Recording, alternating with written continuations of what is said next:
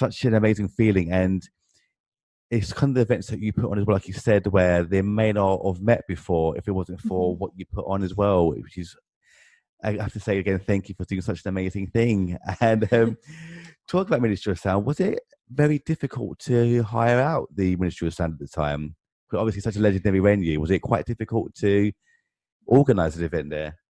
They were actually very kind of welcoming. I mean, it's a weird thing when you try and do a youth event in what is also a club.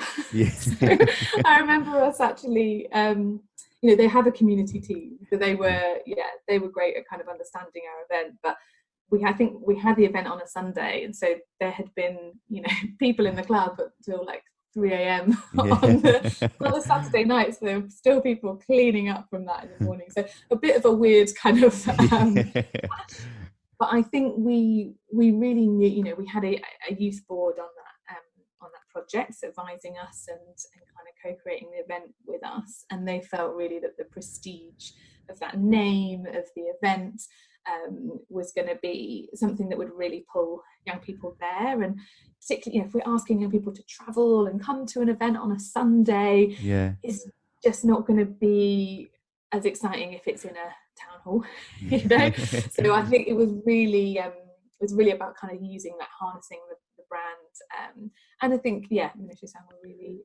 really up for that as well, and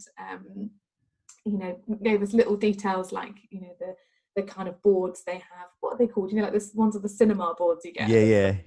Say the gig who's headlining that night. We had that with the Big Music Project and with UK Youth, and so there's little differences that really make young people feel valued, feel like, oh, I'm worth this.